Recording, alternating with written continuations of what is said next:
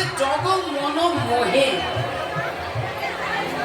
আমার মতো দুরাচারী পাপাচারী অত্যাচারী জীবকে যে ভগবান করুণা করতে আসছেন, আপনারা তালি কীর্তন শুনবার জন্য এখানে একত্রিত হয়েছেন। একটু ভালো করে ভেবে দেখুন, ভক্তিমতী মায়েরা, বড় বড় সিনেমার স্টার যারা অভিনয় করে, যাদের কোটি কোটি টাকা, যাদের বন্ধু বান্ধবী সংখ্যা গুণে কত বড় বড় পার্টিতে যাচ্ছে, আনন্দ করছে, ফুর্তি করছে, তারা ডিপ্রেশনে চলে যাচ্ছে, সুইসাইড করছে। এর মূল কারণটা কি? এর কারণটাই হচ্ছে যে আমরা ভগবানকে ভালোবাসতে পারিনি। ভগবানকে ভালোবাসতে পারিনি, তাই আমার মনের ভেতরে হতাশার সৃষ্টি হচ্ছে। তাহলে কোটি টাকা তার মনটাকে আনন্দ দিতে পারছে না, এত এত বন্ধু বান্ধবী তার মনকে আনন্দ দিতে পারছে না। এই মনটা আনন্দ হবে কখন না, মন যখন মন মাধবের চরণে আমি সমর্পণ করতে পারি।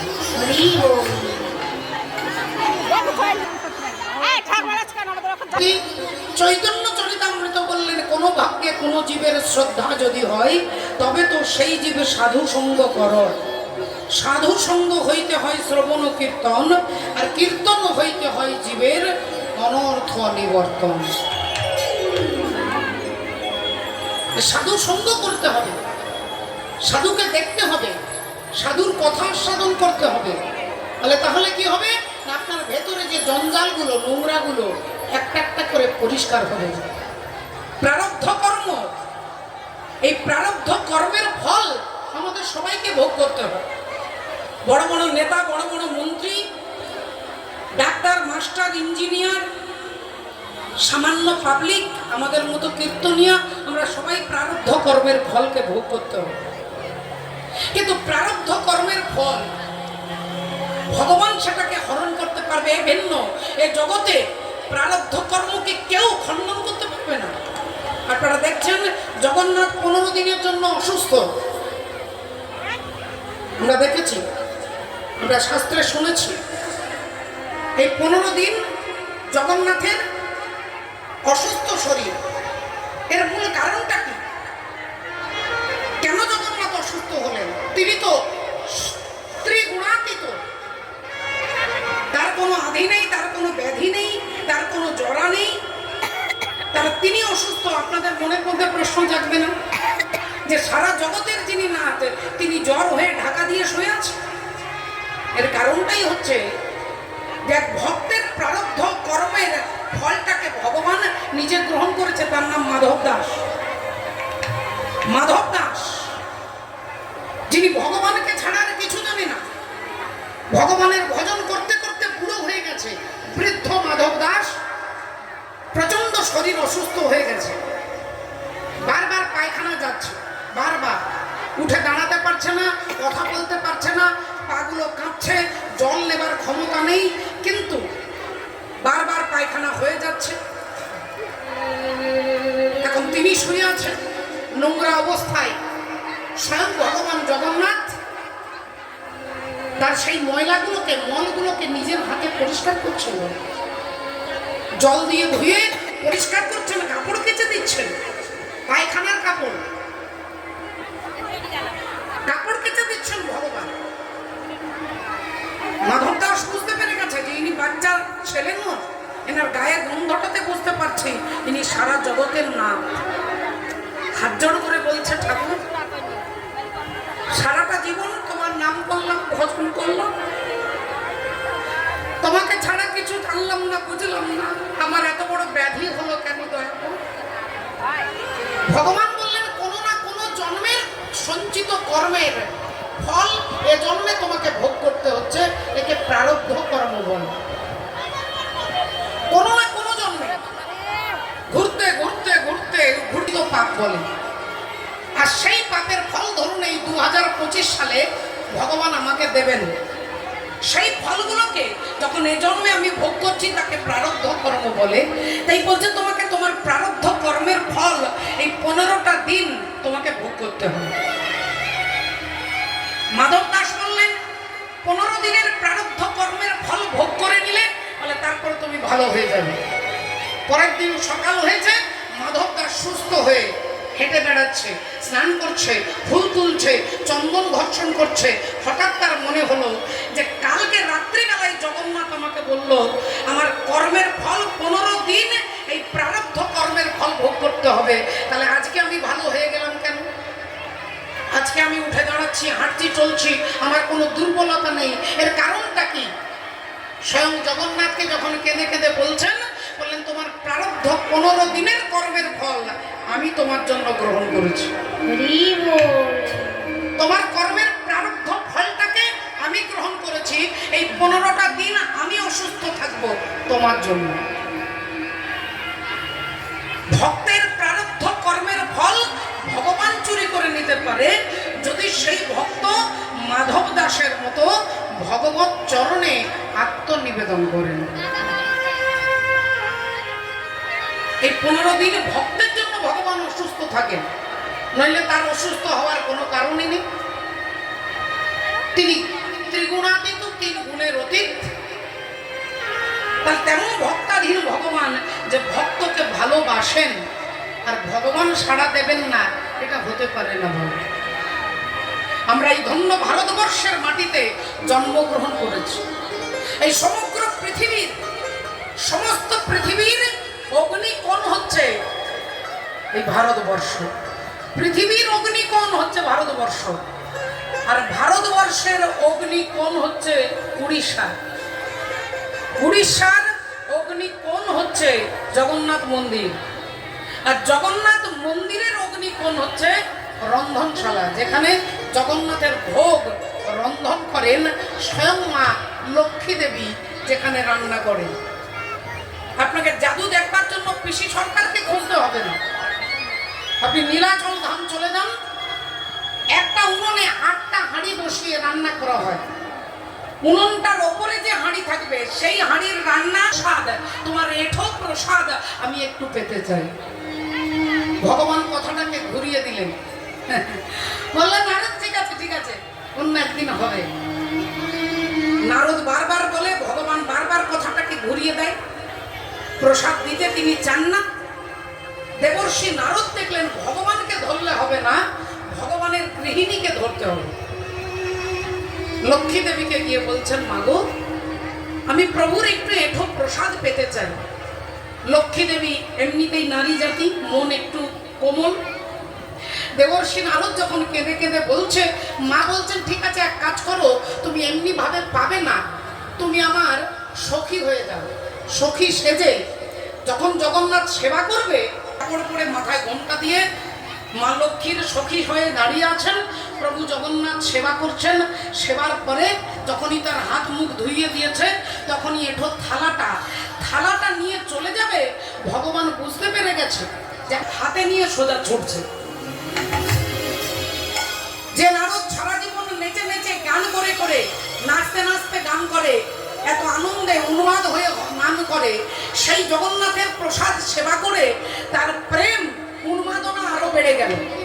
আনন্দে নাচতে নাচতে নাচতে নাচতে কৈলাসের ওপর দিয়ে যাচ্ছে, কৈলাসের ওপর দিয়ে যাচ্ছেন। বাবা ভোলেনাথ দেখতে পেয়েছে, আরে প্রতিদিন নারদকে প্রায় মাঝে মাঝে দেখি নেচে নেচে গান করে বটে, কিন্তু আজকের উন্মাদনা আরো বেশি, কি ব্যাপার এত আনন্দ? বাবা ভোলেনাথ জিজ্ঞাসা করছে, হে দেবর্ষি কি ব্যাপার, কি হয়েছে? না বললেন, আমি ভগবানের প্রসাদ সেবা করেছি। পাগলা ভোলা বাবা ভোলেনাথ বললেন, ভগবানের প্রসাদ পেয়েছো? তুমি আমার জন্য একটু রাখোনি? নারদ মুনি বললেন, কি করবো ঠাকুর, আমার সেবা হয়ে গেছে, এখনো হাতটা ধোয়ার কথা মনে নেই, এঁঠো হাতটাই আছে। এই এঁঠো হাতটা ধোবো বলেই এই দিক দিয়ে পেরিয়ে যাচ্ছিলাম। বললেন, ওই হাতটা ধোয়া হয়নি? বলে না। সঙ্গে সঙ্গে বাবা ভোলেনাথ ওই দেবর্ষি নারদের এঁঠো হাতটা লেহন করছেন, চাটছেন। আর দেখলেন এই নখের কোণে জগন্নাথের প্রসাদের অর্ধেকটা একটা অন্যের অর্ধেক নখের কোণে ঢুকে আছে। সেই এঠো প্রসাদটা নিয়ে বাবা ভোলেনাথ সেবা করে আনন্দে নৃত্য করছেন। মা দুর্গা দেবী বলে উঠলেন, স্বামী কি ব্যাপার? বললেন, আমি জগন্নাথের প্রসাদ সেবা করেছি। বললেন, তোমার দুঃখে আমি আছি তোমার পাশে, তোমার সুখে আমি তোমার পাশে। হে ভোলেনাথ, আমি বিমলা দেবী হয়ে জগন্নাথ মন্দিরের পাশে প্রথম ভোগ জগন্নাথের মন্দির থেকে বেরিয়ে মা বিমলা দেবীকে ভগবানের প্রসাদ দেওয়া হবে। জগন্নাথের প্রসাদ আপনাদের ঘরে ঘরে অনেকে একাদশীর পালন করবার সময় আশা করি সকলের ঘরে আছে। প্রতিদিন একটা দানা মুখে দেবেন। আপনাকে বড় বড় ডাক্তার, আপনাকে ভেলোর, আপনাকে বোম্বে, দিল্লি, কলকাতা ছুটতে হবে না। ওই একটা দানা প্রতিদিন জগন্নাথের মুখটাকে স্মরণ করে, তার চরণ স্মরণ করে একটা দানা প্রতিদিন দেবেন, একাদশী বাদ দিয়ে। আপনার বড় যদি কোনো ব্যাধি থাকে ভালো হয়ে যাবে। অকাল মৃত্যু হরণং সর্ব ব্যাধি বিনাশনং বিষ্ণু পাদদকং পিতবা শিরসাধারণ্যহম। এটা বিশ্বাস করতে হবে বাবা, এটা আমার কথা নয়। বড় বড় সাধু দুটো কিডনি নষ্ট হয়ে গেছে, সেই প্রেমানন্দ বাবাজি বলছেন। আপনাকে ভগবান ডাইরেক্ট এসে বলবে না যে আমি ভগবান, তুমি আমার কথা শোনো। ভগবান সাধুদের মুখ দিয়ে বলায়। আর এটা যদি আপনি বিশ্বাস করেন সরলভাবে, বলে আপনার কাজ হবে।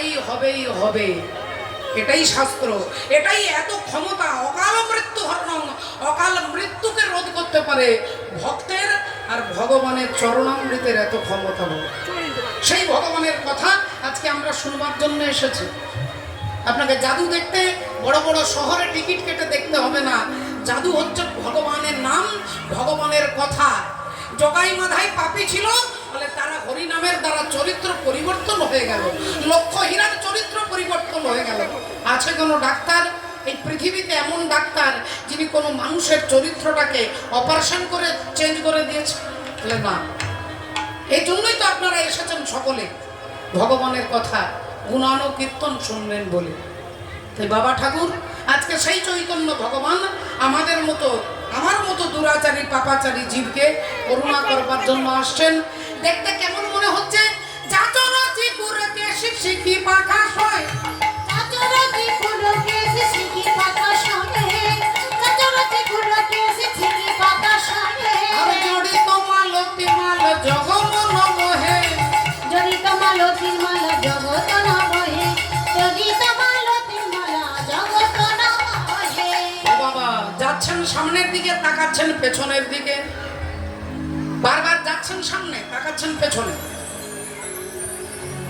রাধে রাধে। সাধু শাস্ত্র গুরু বাক্য হৃদয়ে করিয়া ঐক্য, পূর্বাপর করহ বিচার। অন্যান্য যুগে বললেন যজ্ঞ করো, তপস্যা করো, কিন্তু কলিযুগের ভগবান বলছেন কিছু করতে হবে না। হরের নাম হরের নাম হরের নাম কেবলম কলো নাস্তেব নাস্তেব নাস্তেব গতিরন্যথা। আপনাকে কিচ্ছু জানতে হবে না, কিচ্ছু করার দরকার হবে না, শুধু নাম করুন। ইহা হইতে সর্বসিদ্ধি হইবে সবার, সর্বক্ষণ বল ইথে বিধি নাহি হা। মাননীয় ভক্তমণ্ডলী, ভক্তিমতী মায়েরা, আসুন আজকে দেখুন যে ভগবান আপামর জীবকে করুণা করবার জন্য আসছেন। মানুষ ছুটছে প্রতিষ্ঠার পেছনে।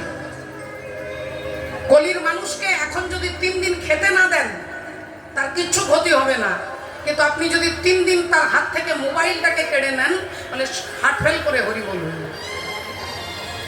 মোবাইল ছাড়া চলবে না।